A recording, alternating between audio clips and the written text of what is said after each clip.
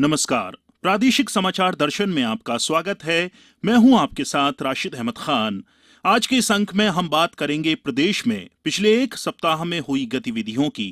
आइए शुरुआत करते हैं इस अंक की।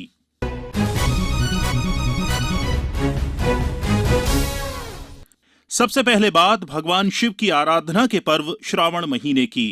सावन महीने की शुरुआत होते ही आगरमालवा जिले में भगवान भोलेनाथ की अर्चना का दौर शुरू हो गया है, जो पूरे महीने चलेगा। इस बारे में ज्यादा जानकारी दे रहे हैं हमारे आगरमालवा संवाददाता महेश शर्मा।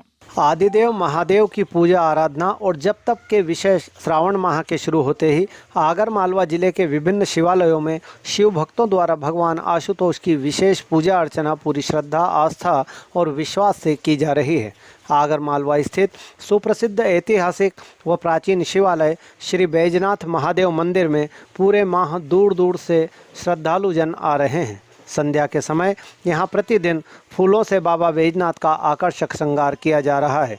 वहीं श्रावण के प्रत्येक सोमवार को भोलेनाथ का विभिन्न रूपों में विशेष श्रृंगार किया जाता है। गौरतलब है कि श्री बैजनाथ महादेव के इस शिवालय का जीर्णोद्धार 1883 में आगरमालवा स्थित ब्रिटिश सेना के कर्नल मार्टिन ने अपनी पत्नी की प्रेरणा से करवाया था।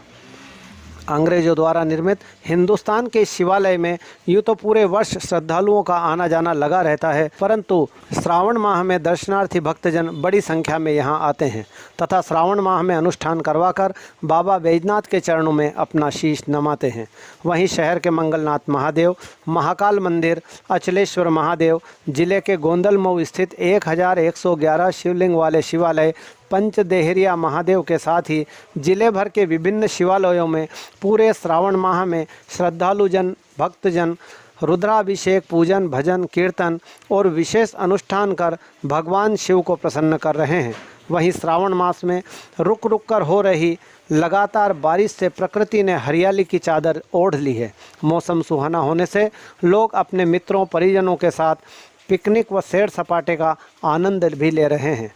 प्रादेशिक समाचार दर्शन के लिए आगरमालवा से मैं महेश शर्मा। प्रदेश में लंबे समय से बारिश के इंतजार के बाद आखिरकार बीते एक पखवाड़े से बारिश का दौर जारी है। छिंदवाड़ा जिले में भी हो रही रिमझिम बारिश से किसानों के चेहरे खिले हुए हैं। और जानकारी दे रहे हैं हमारे संवाददाता राकेश प्रजापति। जिले में लंबे समय से बारिश के इंतजार के बाद आखिरकार बीते एक पखवाड़े से बारिश का दौर जारी है। जिले के लगभग सभी हिस्सों में रिमझिम व मध्यम बारिश दर्ज की गई। यह पानी फसलों के लिए अमृत बनकर बरसा है, जिससे किसानों के चेहरे खिल गए हैं। जिले में लगभग 4,98,000 हेक्टेयर में खरीफ सीजन की फसलें लगी हैं, जिसमें 2,50,000 हेक्टेयर में मक्का, 50,600 हेक्टेयर में कपास, 30,000 हेक्टेयर में धान व अन्य मिश्रित फसलें लहलहा रही हैं। इस साल जून माह में ही ज्यादातर किसानों की बोनी संपन्न हो गई थी, लेकिन जिले के कुछ हिस्सों को छोड़कर अन्य हिस्सों में बारिश नहीं हुई। इससे फसलें सूखने की कगार पर पहुंच गई थी। बारिश ने फसलों को राहत दी है। जिले में अभी तक 531 मिलीमीटर बारिश दर्ज की गई है। गत वर्ष इस अवधि तक 486 मिलीमीटर औसत बारिश दर्ज की गई थी। इस तरह जिले में अभी तक सबसे अधिक उमरेठ तहसील में 601 मिलीमीटर और सबसे कम छिंदवाड़ा तहसील में 430 मिलीमीटर वर्षा दर्ज हुई है। प्रादेशिक समाचार दर्शन के लिए छिंदवाड़ा से मैं राकेश प्रजापति। पश्चिमी निमाड़ के बड़वानी जिले में भी गर्भवती महिलाओं को कोरोना से बचाने के लिए टीकाकरण प्रारंभ हो गया है। स्वास्थ्य विभाग के अनुसार प्रत्येक मंगलवार और शुक्रवार को जिले के 2 सिविल अस्पताल और 8 सामुदायिक स्वास्थ्य केंद्र पर गर्भवती महिलाओं का टीकाकरण किया जा रहा है। और जानकारी सीएमएचओ डॉक्टर अनीता सिंगारे से। शासन के निर्देश अनुसार जिला चिकित्सालय और समस्त सामुदायिक स्वास्थ्य केंद्रों पर अभी हमने इनके सत्र लगाए थे।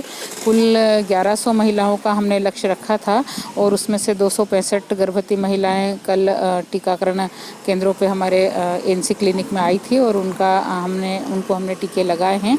और आने वाले प्रति मंगलवार और शुक्रवार को सभी इन शासकीय संस्थाओं में हम इनके टीकाकरण की कार्य योजना बना करके जो भी महिलाएं आएगी उनके टीके हम जिला चिकित्सालय, सामुदायिक और प्राथमिक स्वास्थ्य केंद्रों पर हम लगाएंगे। इस संबंध में जिला चिकित्सालय बड़वानी आई गर्भवती महिला अनीसा ने बताया कि मैं यहाँ पे कोविशील्ड का वैक्सीन लगाने आई हूँ और मैं अपने और अपने बच्चे की सुरक्षा के लिए लगाने आई हूँ। आज से गर्भवती महिलाओं को वैक्सीन लगाना शुरू हो गया।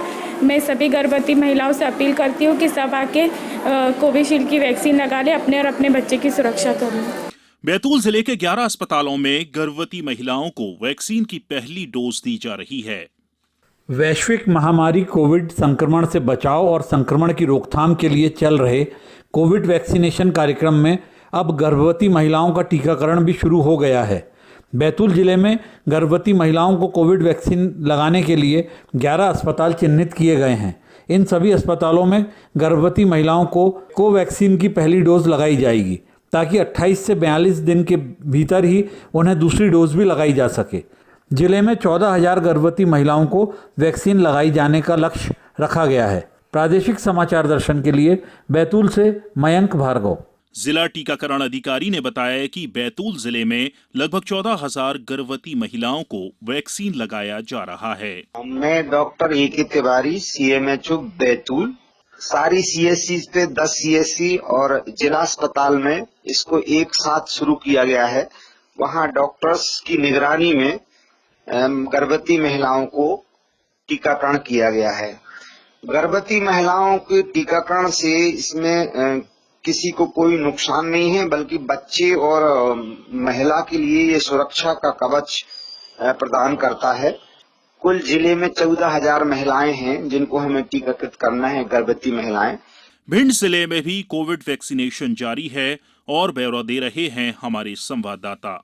भिंड जिले में वैक्सीनेशन अभियान को गति देने हुआ आसानी से लोग नज़दीक स्थान पर जाकर वैक्सीन लगवा सकें, इस दृष्टि से 29 जुलाई से 90 स्थानों पर वैक्सीनेशन लगाने का काम शुरू किया गया है, जिसमें सुबह 9 बजे से शाम 5 बजे तक निर्धारित स्थानों पर कोविशील्ड वैक्सीन लगाई जा रही है। मुख्य चिकित्सा एवं स्वास्थ्य अधिकारी डॉक्टर अजीत मिश्रा ने आम जनता से अपील की है कि वैक्सीन पर्याप्त मात्रा में उपलब्ध है, सभी लोग शांतिपूर्ण ढंग से कोविशील्ड वैक्सीन का प्रथम व द्वितीय डोज लगवाएं।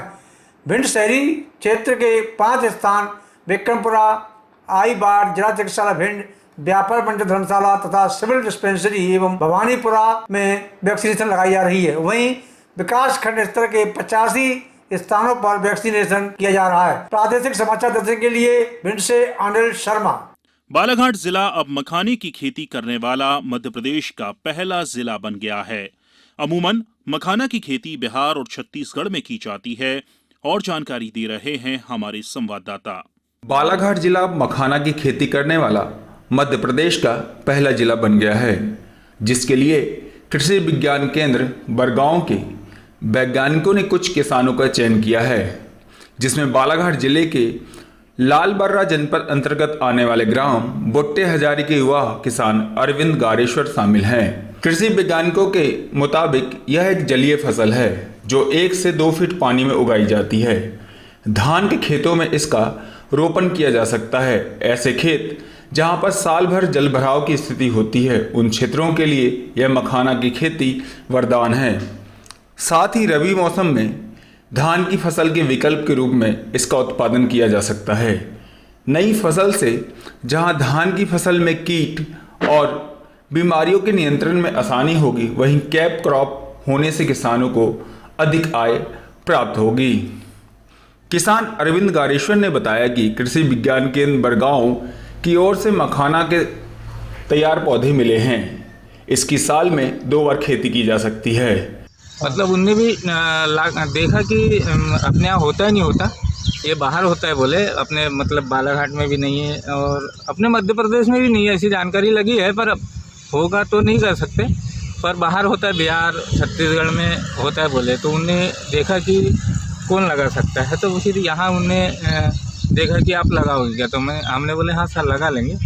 तो फिर उनने हमको ला करके दिया और उनने बताया भी इस टाइप से लगाना है और लगवा दिए। वहीं कलेक्टर दीपक आर्य ने बताया कि जी बिल्कुल, ये पहला जिला है, यहाँ पे एक्सपेरिमेंट के तौर पर यह कार्य किया गया है और चूंकि पहला प्रयोग सफल रहा है तो मुझे लगता है कि बालाघाट जिला भविष्य में मखाने के लिए जाना जाएगा। क्योंकि मखाने के लिए देखा जाता है कि बिहार ऐसा राज्य है जहाँ पे मखाने की सबसे ज़्यादा खेती होती है। बिहार में कुछ जो मार्सी एरियाज है उनमें मखाने की खेती होती है, हमारे पास एडवांटेज ये है कि चूँकि हमारे पास धान की खेती होती है और पानी बहुतायत में कई जगहों पर होता है, कोई जगह दलदली जो मिट्टी होती है उसी को देखते हुए ये प्रयोग किया गया था और किसानों के लिए ये हितकारी हो।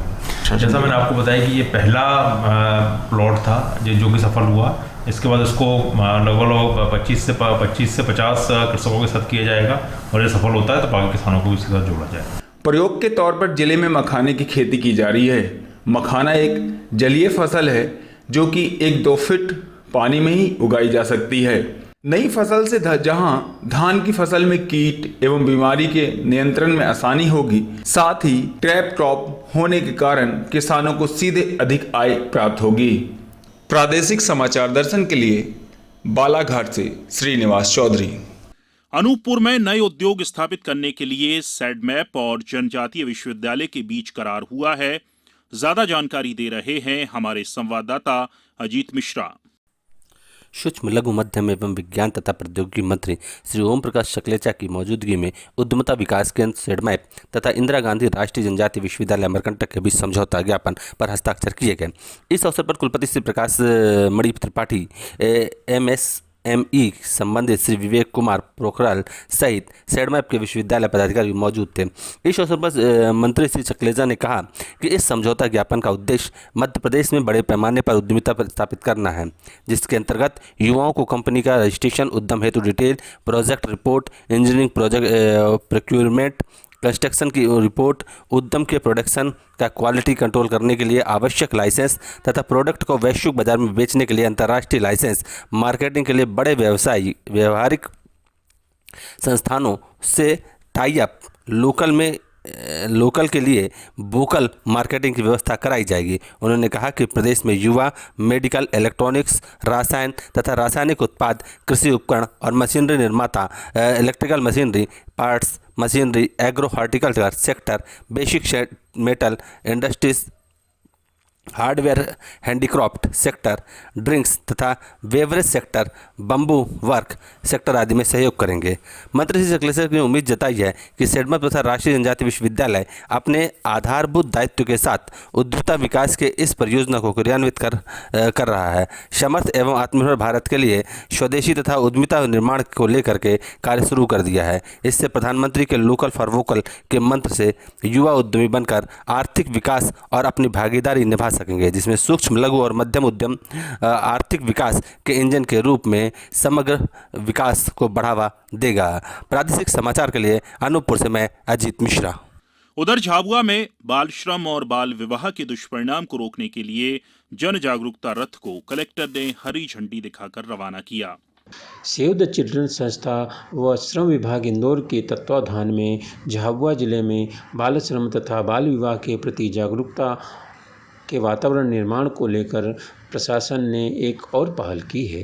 कलेक्टर सोमेश मिश्रा, जिला पंचायत मुख्य कार्यपालन अधिकारी सिद्धार्थ जैन ने जन जागरूकता रथ को हरी झंडी दिखाकर रवाना किया। इस रथ के माध्यम से समाज में फैली कुरीतियों के दुष्परिणाम बताकर सजग रहने का आह्वान किया जाएगा।